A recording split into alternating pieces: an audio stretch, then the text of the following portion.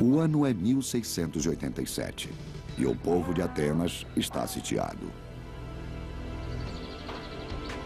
Sem que eles soubessem, os canhões inimigos alinham-se sobre uma colina, apontando para uma das construções mais magníficas do mundo, o Partenon.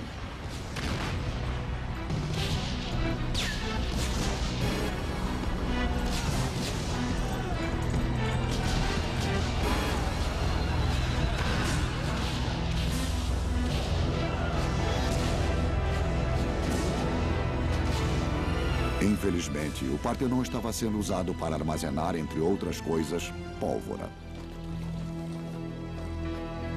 Uma das construções mais lindas já imaginadas foi quase que completamente destruída.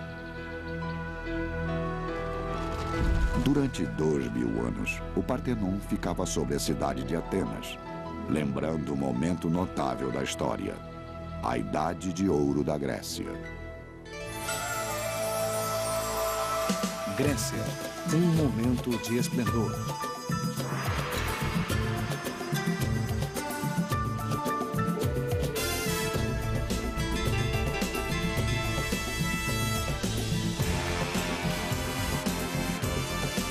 Civilizações perdidas. Versão brasileira Áudio News.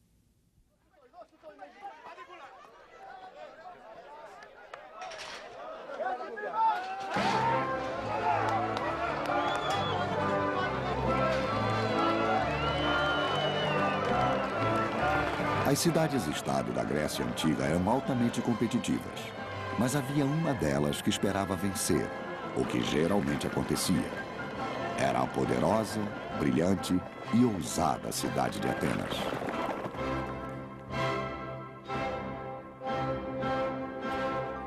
Durante o século V a.C., Atenas ficou ainda mais poderosa quando muitas das cidades-estado e ilhas procuravam-no para pedir sua proteção contra seu inimigo comum, os persas. E foi assim que o Império Ateniense nasceu.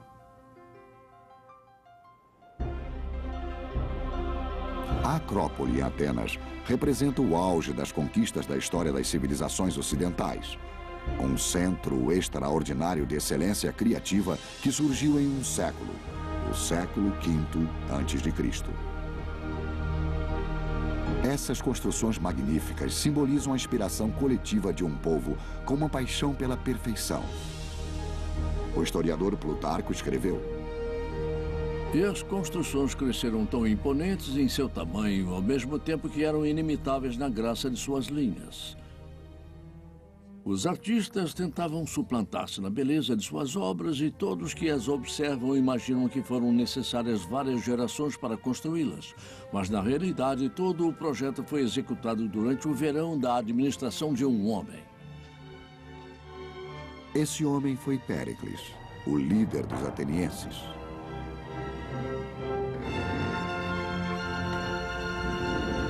Péricles construiu o Partenon para abrigar e honrar a divindade a quem a cidade era dedicada, a deusa Atena, que levava na mão uma estátua da Vitória com 2 metros de altura. Adornada em ouro e marfim, Atena possuía 13 metros de altura.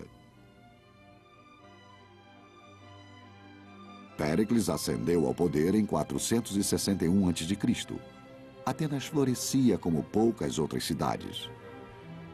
Péricles pagou por toda a magnificência de Atenas com os impostos recolhidos das outras cidades-estado em troca de sua proteção.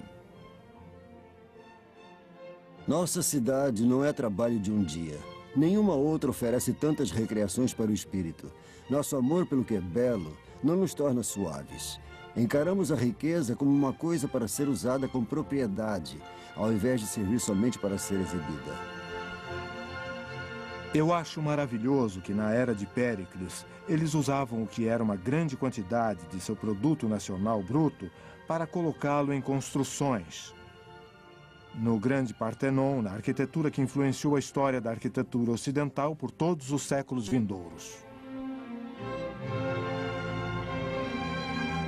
O que a Acrópolis e o Partenon diziam para o mundo era: nós somos Atenas, nós somos o máximo. Temos essa deusa a quem reverenciamos e que olha por nós em todas as circunstâncias, e para quem vamos construir o maior templo já imaginado. E essa foi uma marca, tanto do respeito dedicado à deusa, como uma forma de mostrar aos outros gregos que, em sua luta constante, sua constante competição, Atenas era a melhor.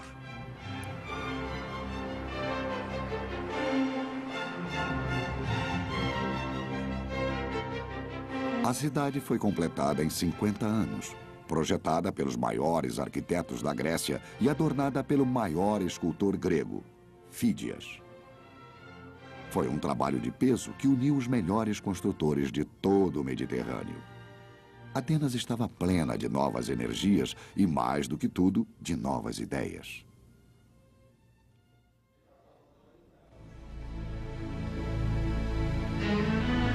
As festas noturnas não eram somente ocasiões para observar as moças bonitas dançando ou para embebedar-se, mas para conversar. E o astro convidado seria sempre o brilhante filósofo Sócrates.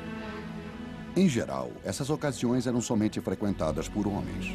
Mas havia uma exceção interessante, onde mulheres estrangeiras capturadas na guerra divertiam os hóspedes. Uma cortesã especialmente inteligente e bonita era Aspásia. Péricles apaixonou-se perdidamente e chocou a todos casando-se com ela.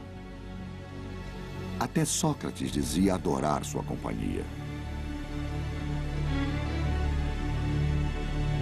Devia ser fantástico fazer parte daquela atmosfera do século V na Grécia. Eles inventaram tantas coisas que herdamos. Pensamos hoje em dia em termos de palavras gregas, filosofia, retórica, política, geografia e biologia. Todas essas coisas estavam sendo então descobertas e discutidas. Todos questionavam tudo isso. Os gregos foram os primeiros a calcular a posição da Terra, da Lua e das estrelas, e os primeiros a conceber o átomo. A Idade Clássica da Grécia produziu algumas das maiores e mais originais mentes do mundo. Os filósofos Sócrates, Platão e Aristóteles. O matemático Pitágoras. O poeta Píndaro. Os dramaturgos Ésquilo, Sófocles e Aristófanes. O historiador Heródoto e o pai da medicina, Hipócrates.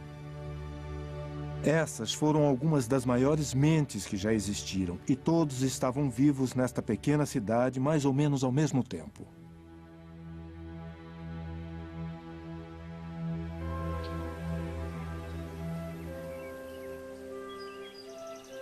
Em Atenas, Péricles presidia a primeira democracia do mundo. Apesar de somente 30 mil homens terem direito ao voto, todos os oficiais da cidade eram eleitos e suas deliberações eram tomadas em público. Foi uma ideia que sobreviveu aos reis e tiranos dos séculos subsequentes para surgir novamente nas democracias do mundo moderno. Nossos pais fundadores sabiam o latim e o grego, liam os autores, compreendiam a tradição clássica, as regras da lei contra a tirania. Jamais deixa de ser surpreendente a originalidade dos gregos ao inventar a democracia como a conhecemos. Já que ela não existia antes, só existiam tiranos e chefes tribais. Mas a participação pública nos governos, nas tomadas de decisões por parte dos cidadãos, começou realmente em Atenas no século V. E especialmente sob o governo desse líder extraordinário, Péricles, os cidadãos tiveram a oportunidade de participar. Não se tratava só de nós ou deles, todos teriam que dar parte de seu tempo para vivenciar o governo. E eles tinham a regra da maioria, tinham o debate público, todos tinham que agir.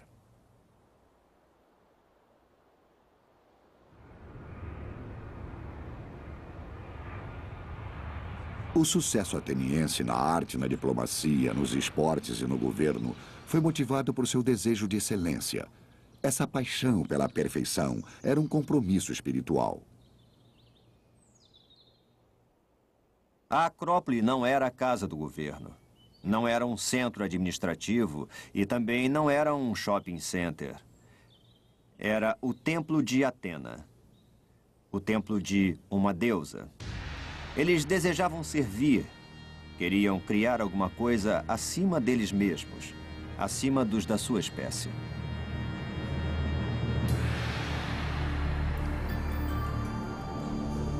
Não era como uma igreja moderna, não era um local onde as pessoas iam adorar em silêncio. Os sacrifícios eram feitos no exterior por motivos higiênicos, acima de tudo, pois se estivessem matando um touro, não iam querer que fosse feito no chão do templo, mas também porque a fumaça tinha que subir até os deuses. E já que acreditavam que aquele seria o lar da divindade, ninguém deveria aproximar-se demais. Era necessário manter-se uma espécie de deferência, uma distância respeitosa, já que alguém poderia fazer inadvertidamente alguma coisa errada e a deusa poderia ficar muito zangada, o que não seria uma boa ideia.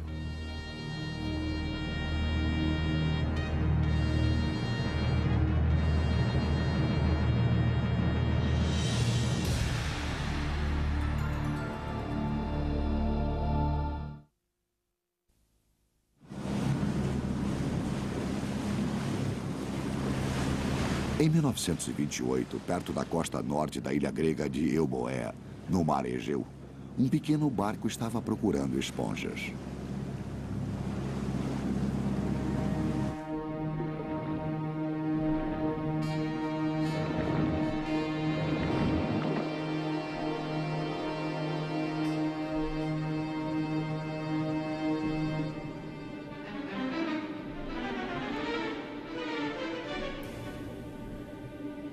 O mergulhador viu uma forma estranha sob a areia.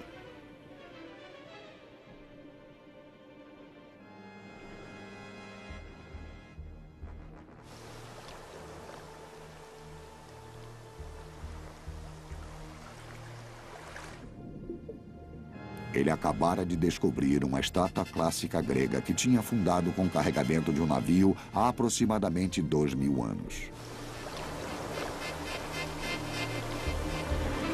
Hoje em dia, muitos acreditam que esse bronze raro seja Poseidon, o deus grego do mar.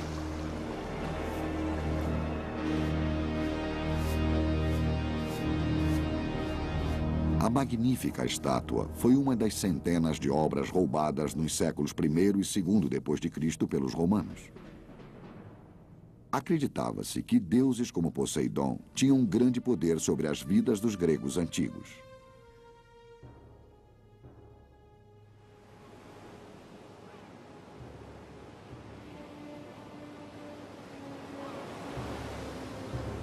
De frente para o mar, em Sunion, a 60 quilômetros ao sul de Atenas, existe um templo construído em honra a Poseidon, um deus que os gregos ansiavam que estivesse do seu lado.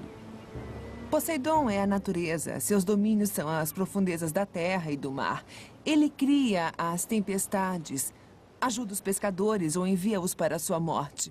Portanto, é um deus incontrolável e é a quem nos dirigimos quando temos medo. Os gregos eram muito bons em construir templos onde existia um sentido de diversidade, de beleza extraordinária, onde só os deuses poderiam habitar.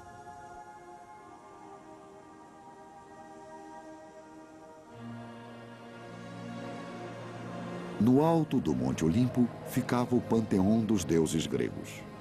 Havia deuses para tudo: amor, fertilidade, sabedoria, raiva, ciúme. Mas um Deus estava acima de todos os outros, o todo-poderoso Zeus, governador do mundo e dos próprios deuses. Eles não imaginavam esses deuses como sendo seres espirituais, e sim que possuíam características humanas que podiam interferir nas vidas dos humanos a qualquer momento. Podiam ser racionais e auxiliadores, ou malvados e vingativos. Qualquer um que os ofendesse podia esperar uma vingança terrível.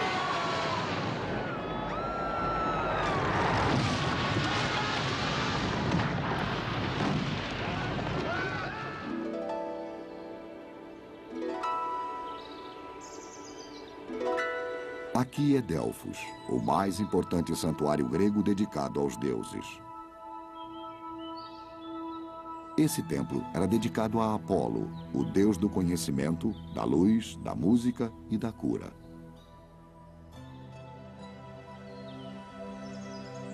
Os gregos honravam Apolo com peças, debates, leituras de poesias e, nesse estádio, perto do alto da montanha, com grandes acontecimentos esportivos. Os peregrinos podiam lavar-se nessa fonte depois de ter sacrificado um bode a Apolo. Mesmo nessa civilização altamente educada e racional, o povo ainda acreditava nos poderes misteriosos divinos. O grande templo de Apolo era a casa de uma espécie de profeta, o oráculo de Delfos. Seus pronunciamentos poderiam afetar o destino dos homens e a história das nações. Os cidadãos comuns poderiam consultar se deveriam casar com determinada mulher ou se ela era infiel. Os generais poderiam perguntar se deveriam ir para a guerra. Um sacerdote levava suas perguntas para o oráculo, ou Pítia, como era chamada. A médium era uma mulher comum local, que o sacerdote interpretava o mais ambiguamente possível.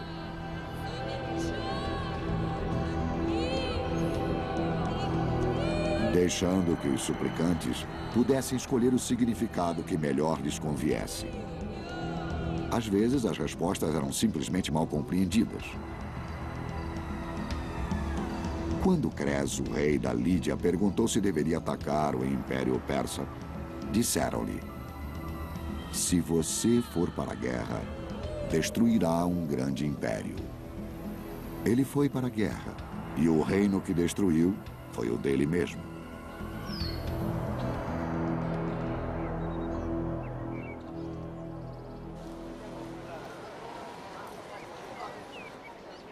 Os santuários gregos turbilhavam de vida, e não poderíamos imaginá-los como primitivos, com seus templos brancos e seus sacerdotes vestidos de claro. Havia vendedores, músicos, acampamentos em torno dos templos, e tudo estava cheio de vida.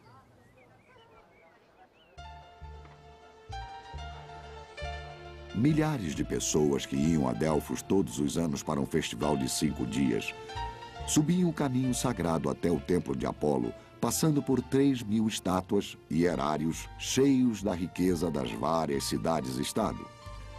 Os peregrinos deveriam ofertar tudo o que pudessem dispor. Disse até que o rei Midas enviou seu trono de ouro maciço para honrar Apolo.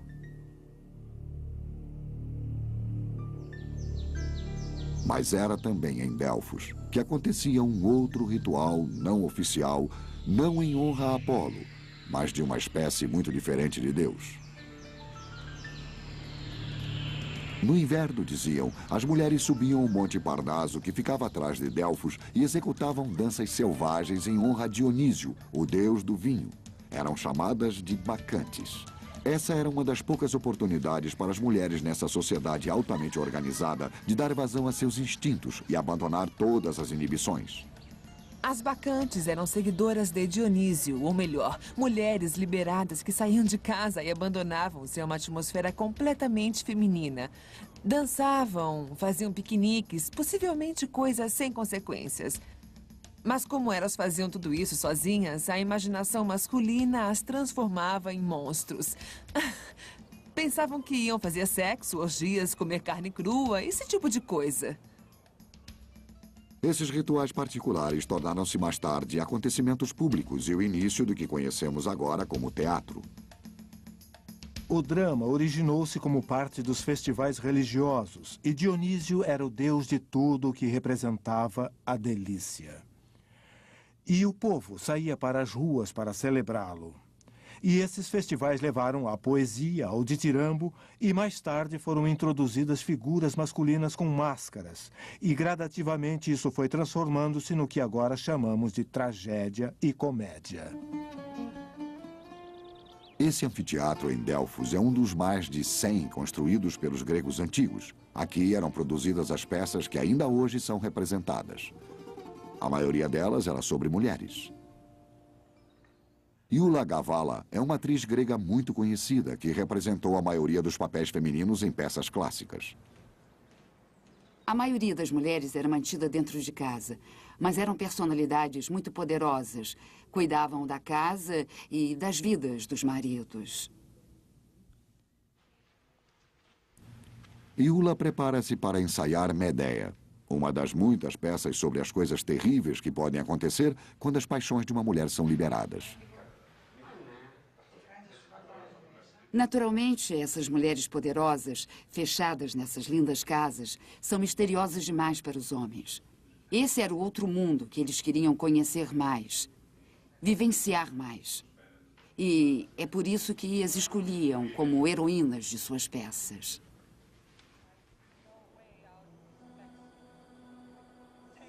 O teatro tornou-se um acontecimento importante em suas vidas. As peças eram apresentadas durante um dia inteiro, começando pela manhã, quando eram apresentadas 3 peças que levavam um tempo enorme. Eram patrocinadas pelo governo e recebiam também o apoio de pessoas muito ricas. Havia um debate político, todos envolviam-se nas histórias. O coro era um artifício que representava o povo e os temas eram geralmente tirados da mitologia, mas era a maneira como eram encenados que prendia a atenção de toda a população. A paixão é o caminho da coragem. Medeia é sobre uma mulher levada a atos terríveis de vingança quando seu marido a trai com o intuito de tornar-se mais poderoso. Você poderia ter ficado em Corinto. Medeia recusa-se a aceitar a decisão de Jazão, seu marido, de abandoná-la pela filha do rei. Em vez disso, você falou como uma tola. E o que aconteceu? Agora você será banida. A tragédia de Medeia é que ela abandonou tudo por Jazão. E em uma sociedade dominada pelos homens, ela é impotente para evitar que ele a abandone com seus filhos.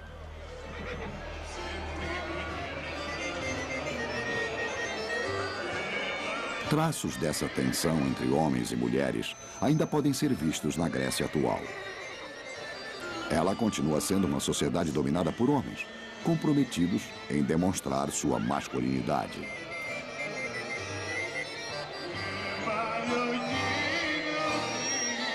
Nenhuma mulher representa neste festival de verão, nem mesmo nas danças.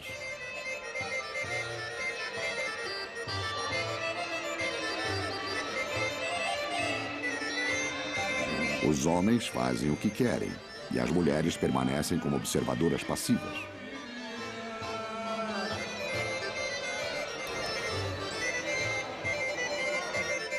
Atenas tem sido descrita como um clube de rapazes, e de certa forma isso é muito verdadeiro.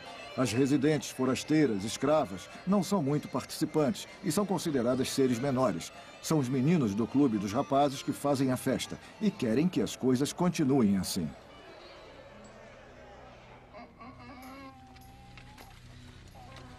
Para algumas mulheres que sofrem há muito tempo, parece que os homens ainda mandam no espetáculo.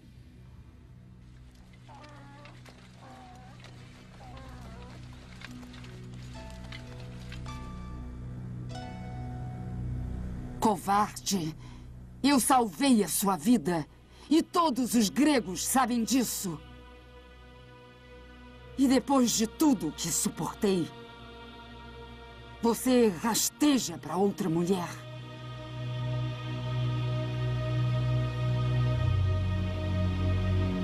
Ah, Jazão, para onde eu posso ir?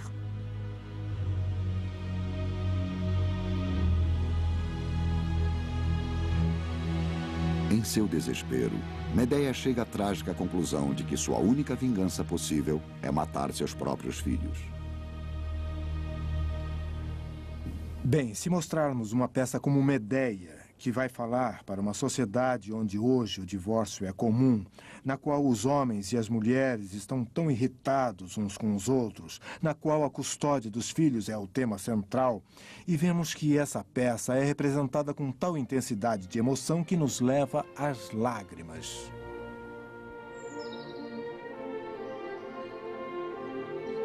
Mulheres como Medeia, Helena, são mulheres que ainda vemos hoje. Nós, mulheres, temos hoje os mesmos problemas. Problemas com o relacionamento com os homens, com nossas famílias, com nossos maridos.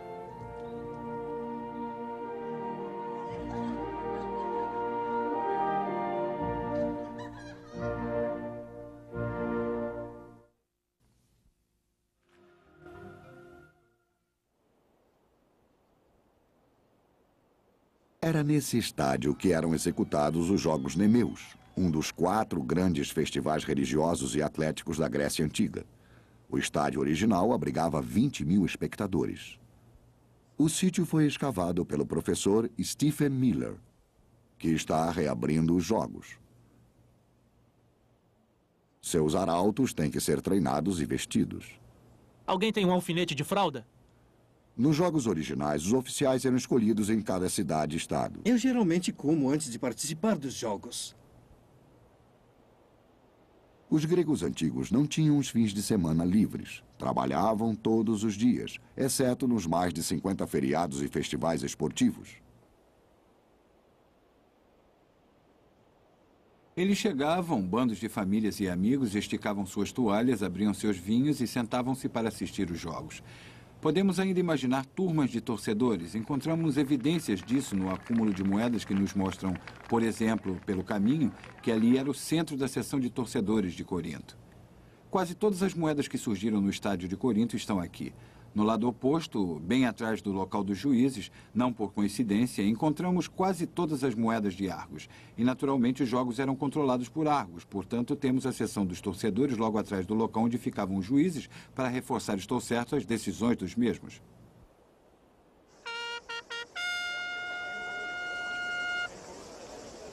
No local do estádio, Miller fez uma descoberta formidável, o ponto do início da corrida com buracos no solo. A partir daí, ele reconstruiu o antigo mecanismo de partida, o E-Splex.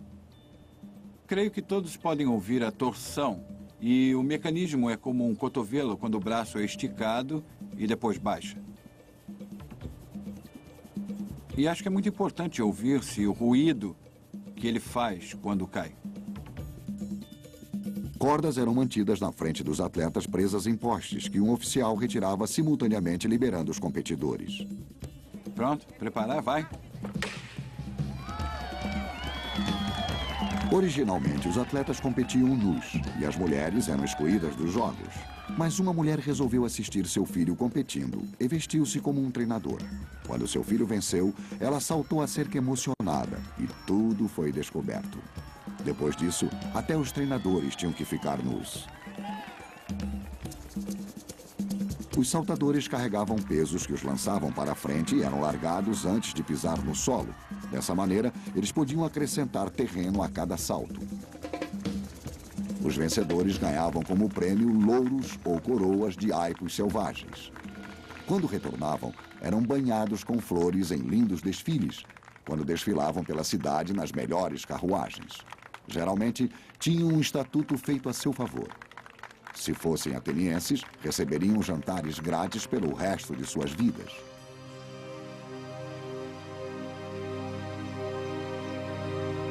Os jogos mais importantes da Grécia aconteciam a cada 4 anos neste vale, em Olímpia.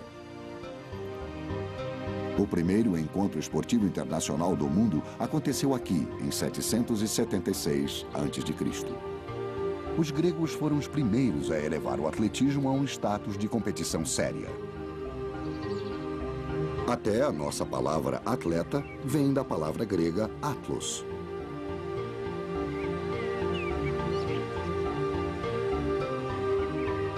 Mas o Festival Olímpico era, em primeiro lugar, uma ocasião religiosa. Uns 100 touros eram sacrificados aqui em um altar em frente do templo de Zeus. Seu interior era dominado por uma estátua do deus toda em ouro. Antes da competição, todos os atletas gregos tinham que rezar antes de competir. Na entrada de Olímpia ficava o ginásio, onde os atletas treinavam, e o escritório do comitê de organização, que decidia sobre a capacidade moral do atleta que competiria. Um hotel para os VIPs foi construído em torno de uma fonte elegante. Na extremidade ficava uma mini Nações Unidas. Os estados recebiam a ordem de acabar com todas as hostilidades durante os jogos e encontravam-se aqui para resolver suas diferenças. E no centro de tudo ficava o grande templo de Zeus. As pessoas não assistiam somente ao atletismo, iam também para o festival religioso, faziam sacrifícios para Zeus, iam falar com as pessoas que conheciam de Argos, ou Esparta, ou Atenas, ou Tebas. Heródoto podia aparecer para ler o último capítulo de suas histórias para ver se seriam vendidas. Píndaro esperava nas alas pelo atleta vencedor para conseguir uma comissão para escrever um poema. Miron, o escultor, esperava também para ver se receberia um auxílio para fazer uma escultura de um atleta vitorioso.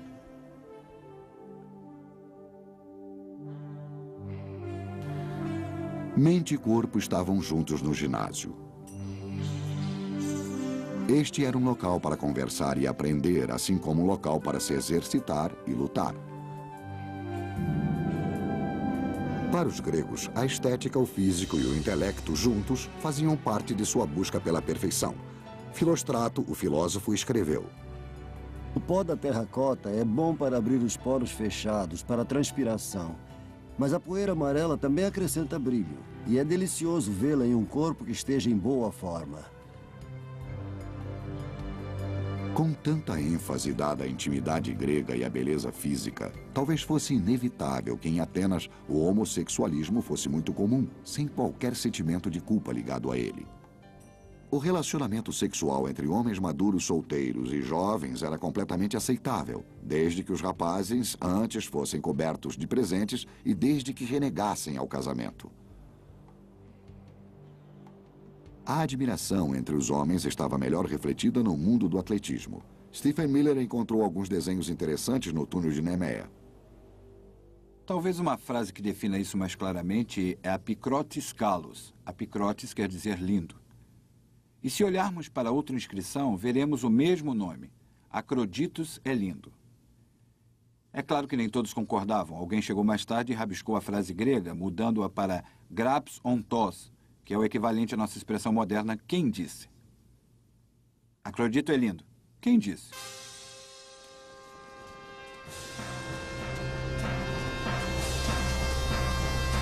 A tocha olímpica ainda brilha hoje com a mesma chama forte e clara que inspirava aqueles atletas há 2.500 anos. Os atenienses costumavam dominar nos esportes, assim como em tudo mais. Mas sua força vencedora não poderia durar para sempre, e o destino preparava fatos cruéis para essa sociedade que elevara-se tão alto e que tanto conseguira.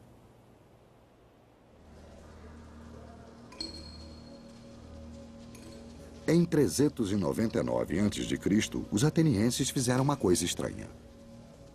Puseram seu homem mais sábio em julgamento. O grande filósofo Sócrates foi julgado por um júri de 200 cidadãos. Cada um deles colocou uma pedra em uma urna para sua inocência e outra para sua culpa. Ele foi acusado de não acreditar nos deuses e de corromper as mentes dos jovens com suas novas ideias radicais. Em vários aspectos, Sócrates foi o ateniense que serviu com coragem e distinção como soldado e estadista, e dessa maneira cumpriu o ideal ateniense. Mas, ao mesmo tempo, ele exigia explicações, exigia definições de seus compatriotas. Descrevia-se, acima de tudo, como um moscardo, uma mosca que sobrevoava a indolência do corpo político ateniense.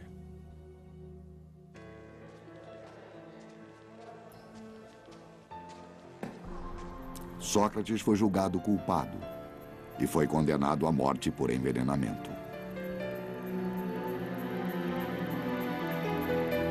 Seu julgamento e condenação jamais teriam ocorrido sob o domínio de Péricles.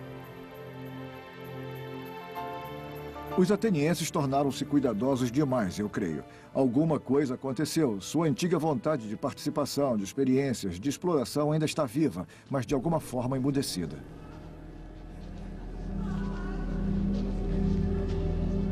A mudança surgida em Atenas teve suas raízes em acontecimentos ocorridos décadas antes.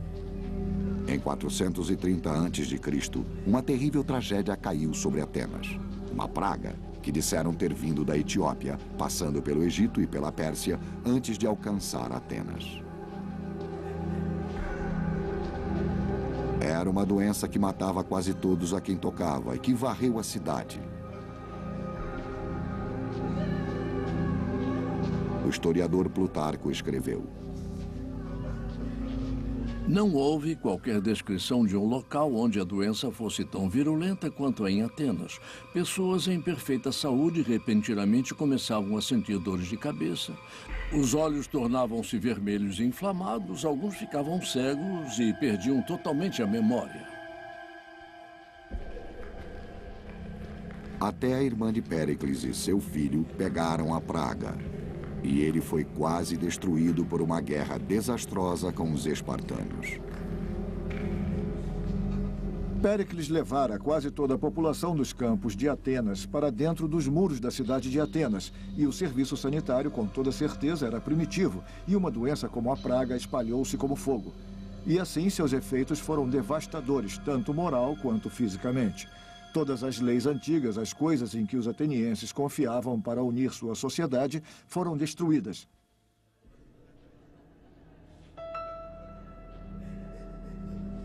As pessoas iam morrer nos templos, ou pior ainda, levavam seus mortos para lá e os abandonavam.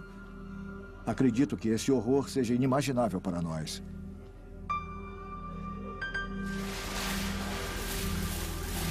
Havia uma sensação de queimadura por dentro.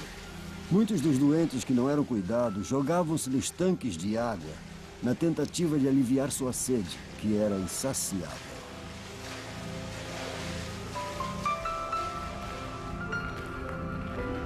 A praga afetou Péricles de duas maneiras. Antes de tudo, politicamente, porque os atenienses culpavam-no por ela. E pela primeira vez em 15 anos, ele não foi eleito para o cargo de general, que mantivera por tanto tempo. Pouco tempo depois, ele também pegou a peste e morreu. E com a morte de Péricles, morreu também um certo estilo de liderança.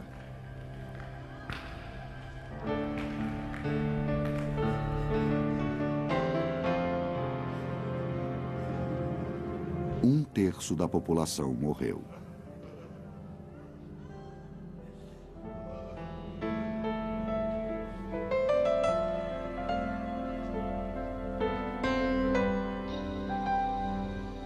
Sem a liderança de Péricles, os atenienses estavam perdidos.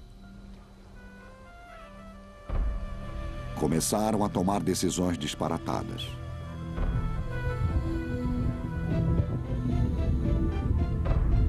Durante meio século, Atenas venceu Esparta no domínio da Grécia. A batalha decisiva não aconteceu em solo grego, mas na Sicília. Atenas enviou uma frota para a batalha, mas o exército altamente treinado de Esparta juntou-se aos sicilianos. A marinha ateniense foi destruída em uma série de batalhas navais. E em 404 a.C., Atenas foi completamente derrotada. Eu creio que os atenienses perderam a grande guerra contra Esparta porque acreditaram demais em si mesmos. Os espartanos ofereceram repetidamente termos de paz, mas a agressividade ateniense surgiu mais uma vez. Os atenienses não poderiam aceitar os termos de paz de Esparta porque queriam vencer.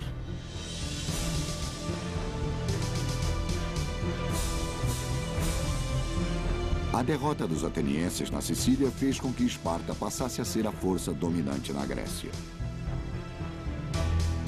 Atenas tinha tudo a seu favor, mas acredito que seu declínio deu-se pelos mesmos motivos que a tornaram grandiosa.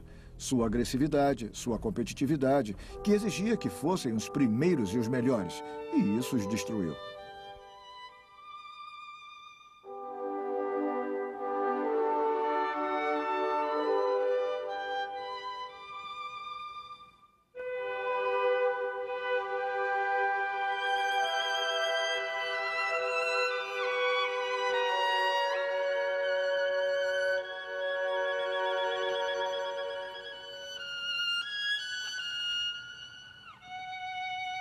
A deusa a quem os atenienses acorreram para sua proteção não pôde ajudá-los. Esse monumento é chamado de Atena Enlutada. Sócrates tornou-se o bode expiatório para o declínio de Atenas. Na prisão, seus amigos ofereceram-se para ajudá-lo a fugir, mas ele recusou. Platão escreveu: Ele disse que vivera em Atenas toda a sua vida. Durante 70 anos estivera contente com a cidade e seu povo. Por que fugiria agora como o menor dos escravos? As folhas de cicuta foram amassadas.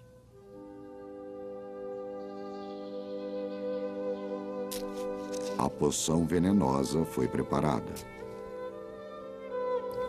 Sócrates representava o que havia de melhor em Atenas. E quando ele morreu, as coisas mudaram. Tudo mudou depois de Sócrates.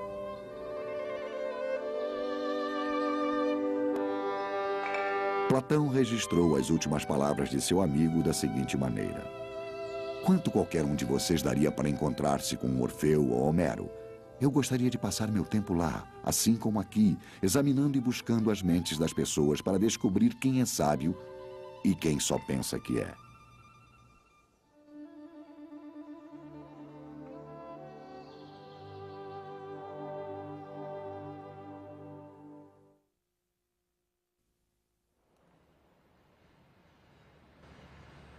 As ideias de Sócrates vivem até hoje. Mas com o passar do tempo, sua amada Atenas tornou-se parte de impérios. Os macedônios, os romanos, os turcos otomanos. Em 1971, descobriu-se que sua maior glória, o Partenon, estava em perigo de sofrer seu colapso final. Hoje está sendo restaurado, não em seu esplendor antigo, mas como uma ruína magnífica que vale a civilização que representa. As peças de mármore, tão cruelmente destroçadas por tiros de canhão, estão sendo dolorosamente limpas e cuidadosamente restauradas. Os buracos feitos pelas balas dos canhões inimigos estão sendo recobertos. A restauração levará mais tempo do que os 15 anos que levaram para construir o Partenon.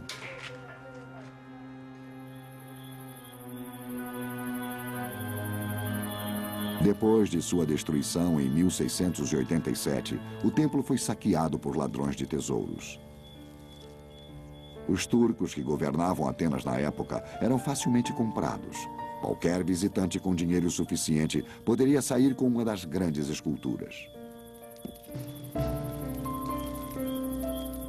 Pernas e membros foram arrancados dos corpos para tornarem os saques ainda mais lucrativos.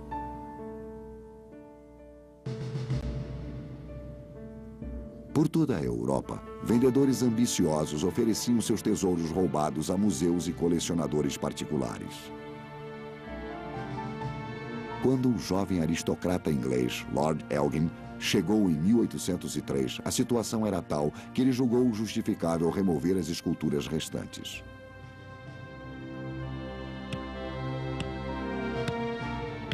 Seus homens arrancaram 56 seções de frisos e umas 12 estátuas, incluindo uma magnífica cabeça de cavalo. Ele precisou de 22 navios para carregar os mármores para a Bretanha. Um deles naufragou na viagem.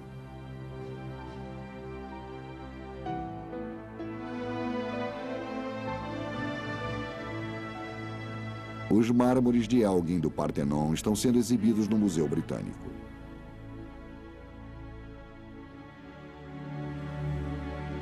Entrei em uma grande sala e vi a beleza que me surpreendeu nos mármores de Elgin.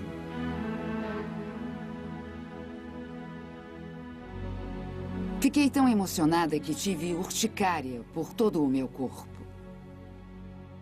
Não conseguia falar, estava em transe. A beleza era tão poderosa que fiquei em silêncio por um tempo, olhando aquilo tudo. E depois fiquei triste, porque não via aqueles mármores em meu país.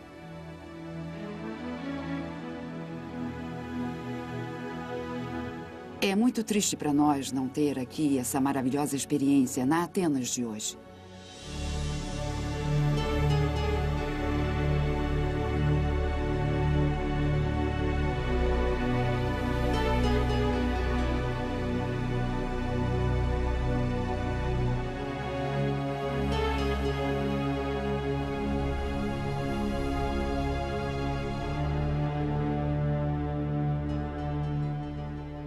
Precisamos ver o Partenon, ver a Acrópole, tocá-los. É uma lembrança do que conseguimos. O exercício de alcançar a perfeição foi feito.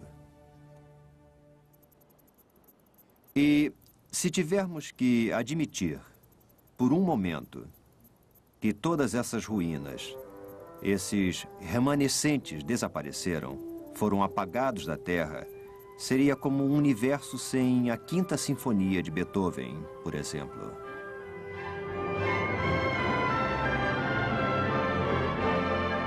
Mas existe uma qualidade ainda mais duradoura do que as pedras no legado de Atenas. Esta foi a cidade onde brilhou uma luz tão poderosa que definiu o pensamento intelectual ocidental durante séculos. É difícil percorrer uma rua sem ver algum vestígio do nosso entusiasmo pelo modo de vida da Grécia. E esquecemos esse modo de vida diante do perigo. Ele foi tão eficiente e corajoso.